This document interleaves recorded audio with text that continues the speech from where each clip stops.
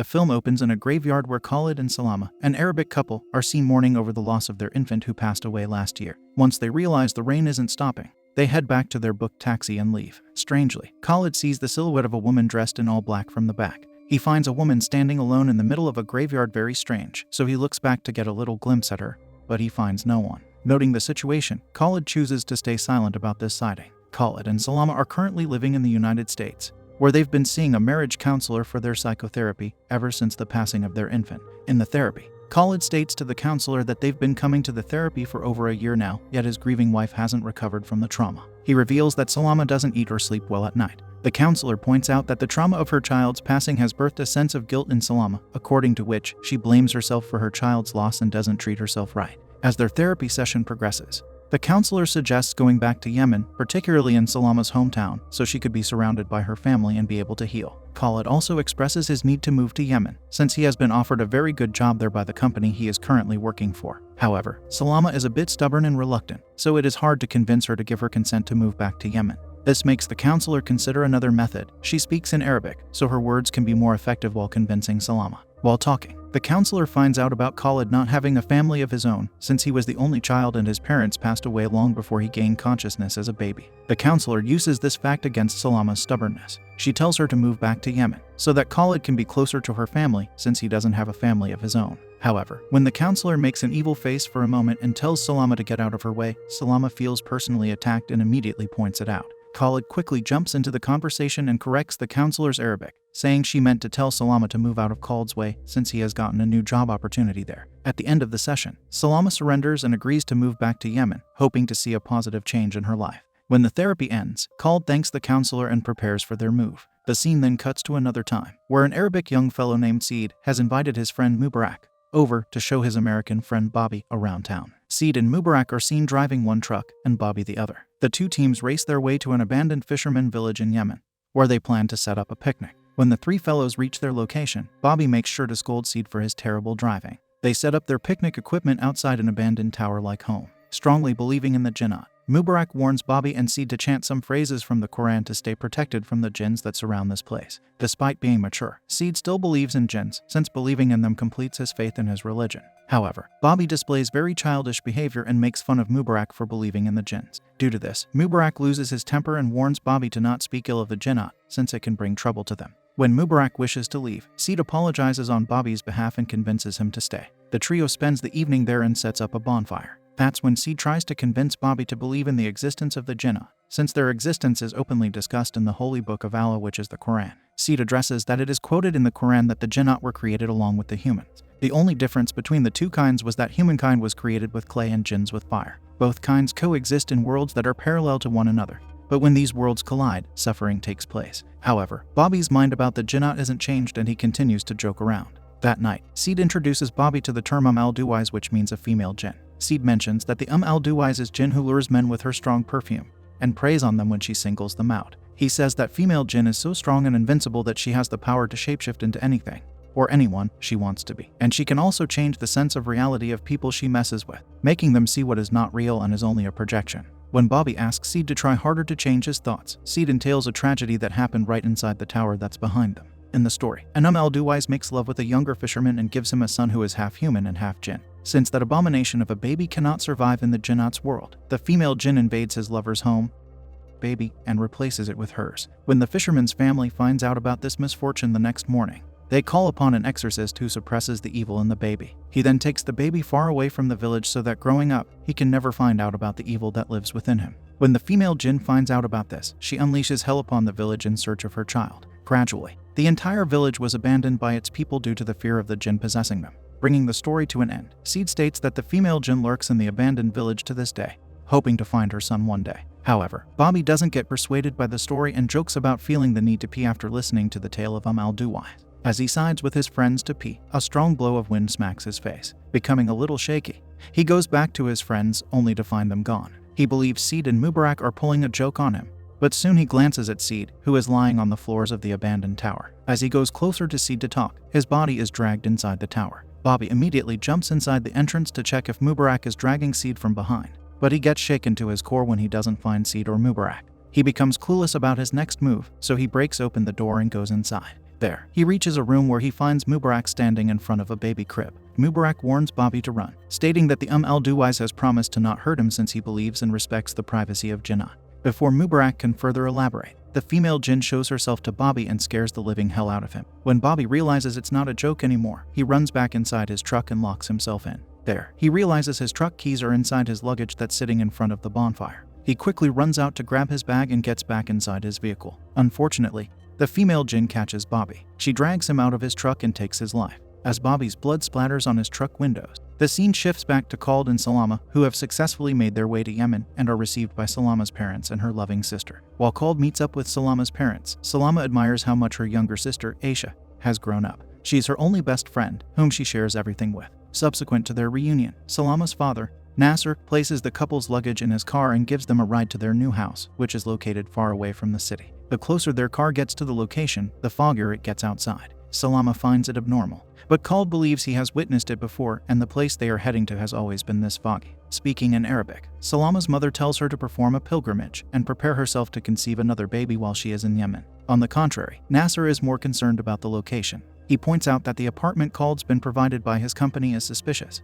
because it is located in an abandoned village that was ruined by a female jinn. Another fact that doesn't sit right with Nasser is the emergence of the tower Khalid and Salama would be living in. He believes it isn't possible to construct an entire tower in such a short time. He also asks Khalid why his company put him in a tower that's far away from the city. As the car gets closer to the tower, Nasser sees a blurry figure standing in front of his car, so he immediately hits the brakes, scaring his family. Nasser decides to go out and check if he has hit anyone, but Aisha begs him to stay in the car. Khalid takes one for the team and gets out of the car to see if there is someone out there. Much to his, he starts hearing a voice that's repetitively chanting his name. As the chants get louder and closer, he finds Salama by his side, who points out the tower that the family couldn't see from the car due to the extremely thick fog. Now, the family finally enters the tower where they are welcomed by the receptionist, who goes by the name Sammy. Sammy gives them the key to apartment 608 on the 6th floor and tells them to relax while he gets their luggage to their apartment. As they head to the 6th floor, Salama's mother accuses Sammy of being a suspicious man and warns Salama to stay away from him, believing he is being fake nice in order to get something out of Khalid and Salama. Inside the apartment, Salama's family is amused at the idea of their daughter living in such a lavish place. Salama's mother gives her a lucky charm, with Allah's name engraved on it,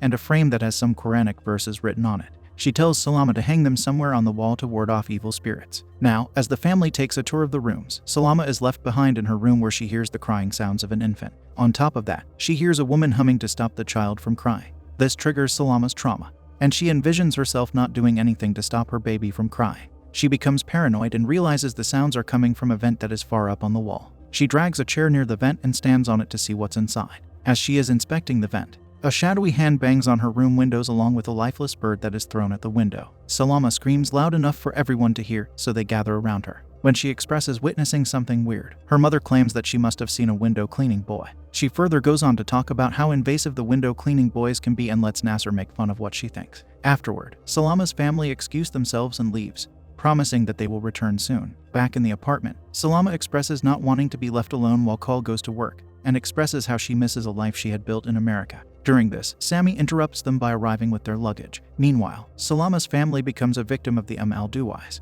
Their car stops in the middle of the road and Aisha gets to see the female jinn first. Soon, their car is surrounded by the jinns who provoke them, trying to get them out of their car. While Aisha cries in fear and stays inside, Nasser goes outside and challenges the jinns to show up and face him. It doesn't take long for Nasser to bend over and follow the shadow under his car. While he's more focused on the shadow, the fog is getting denser and he doesn't realize a giant truck is heading in their direction at full speed. By the time Nasser sees the truck, his entire car is swept away, indicating the entire family has passed away. Meanwhile, Khalid ends up prioritizing his work life over Salama, which escalates into an argument. Khalid doesn't understand that Salama had a life and career of her own back in the US, and now it will not be easy for her to settle alone in the apartment with nothing to do. Khalid apologizes and still leaves for work. Outside the apartment building, Khalid's driver shows up with a luxury car. He takes him to his office, which is a 2-hour drive away from his apartment. Meanwhile, Salama wants to explore the outer area, but is immediately scared away into the building by some dogs that viciously bark at her. Inside the building, she catches a glimpse of the camera footage monitor on Sammy's reception area,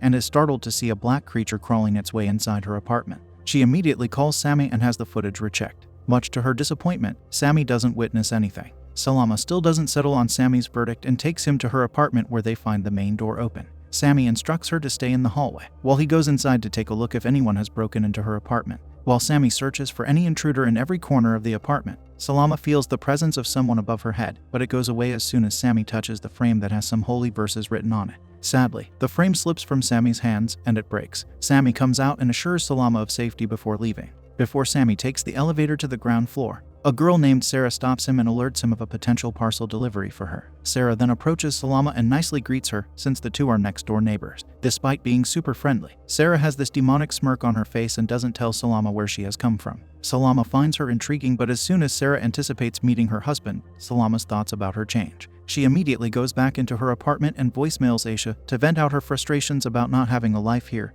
and bumping into her annoying neighbor, but little does she know what tragedy has befallen her family. As she ends recording the frustrated message, she hears loud thudding coming from underneath the main hall's floorboard. Following the thudding, Salama experiences multiple paranormal activities that not only scare her, but reignite the guilt of her infant's passing. She becomes horrified and tries to call Khald, but when he gets the call, he becomes distracted by the visions of al-Duwais and forgets to answer Salama's call. When she feels someone's presence in her apartment, she covers her head with a piece of cloth her mother had given her and starts praying to Allah on the floor. She forgets the verses, but she still continues to pray. At the same time, al-Duwais appears behind her and shapeshifts into Salama's mother. During their conversation, she ends up making Salama confess that she took her own child and tries to ask why she did that. Salama cries out loud, believing Khald has told her mother something about the child. As she sobs, her mother sends her to the bathroom to clean herself so she can deal with the police call on Salama's phone. The jinn then speaks to the cops in Salama's voice and deals with the news of her family's demise in a car crash. When Salama returns from the bathroom, she is unaware of the cops' call and doesn't know anything about her real family. Salama expresses the need to be left alone for the moment and tells her mother to leave. However,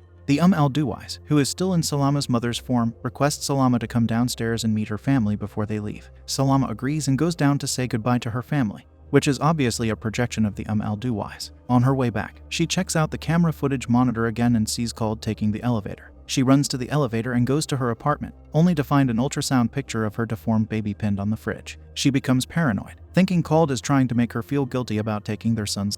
On the other hand, Khald's computer shows a repeated phrase that says, "Taking life is a sin," on the screen. When the real Khald comes back to the tower, he gets into the elevator with Sarah, who introduces herself as his next-door neighbor. Khald becomes attracted to her for some reason and doesn't realize he is to stop the elevator on the 6th floor. The two end up reaching the top last floor of the tower. After realizing it, Khald pushes the button and goes back to the 6th floor where he meets with his paranoid wife Salama. Salama shows him the ultrasound picture and asks Khald why he put it up on the fridge. When Khald looks at the picture, he gets confused and hands it back, asking why he should not put it on the fridge. Salama gets confused at his remarks as well, and when she looks at the picture, she sees a beautiful photograph of her with Khald. Her eyes pop out of their sockets after seeing the switched picture, and immediately requests Khald to move out of this weird tower that's in the middle of nowhere. Khald tries to remind Salama she's only jet-lagged after a very long flight, and also tells her to sleep off her tiredness. At that time, their doorbell rings, revealing Sarah at the door. She asks the two to join her for a drink in her apartment.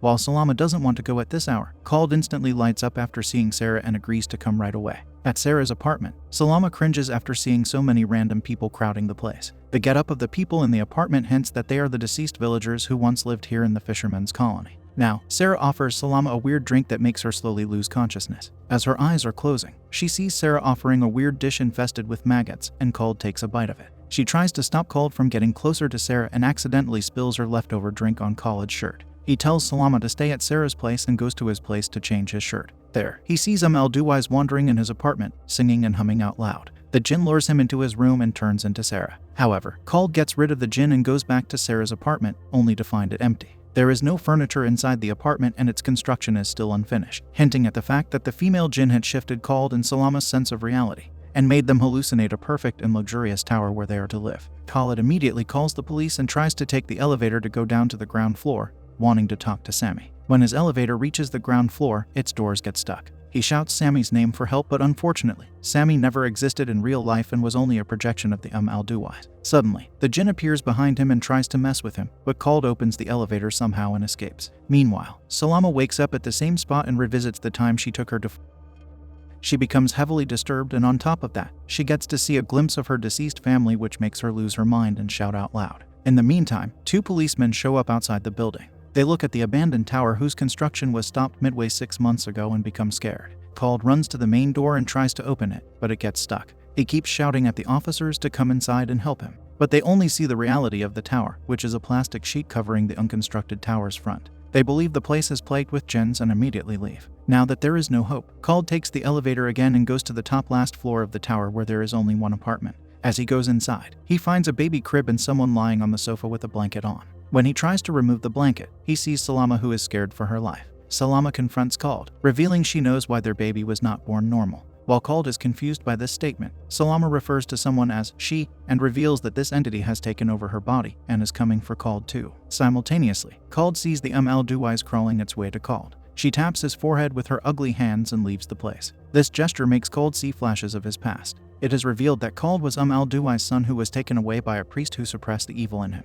The tap on the forehead also reignites the evil in Khald. Due to this, the good part of him becomes sick to his stomach and he throws up on the floor. When he gets up, he finds Salama gone. He finally starts seeing the real form of the tower and goes out on the balcony, which is unconstructed and looks horrible. He finds his mother, the female jinn, standing beside Salama, who is holding onto the balcony railings. Salama tries to ask Khald to pull her back on the balcony, but his mother reveals the truth about Salama taking the life, who is also half jinn. Hearing this, Khald's evil side takes over his body and he grows angry. He raises his voice at Salama and asks why she took their son.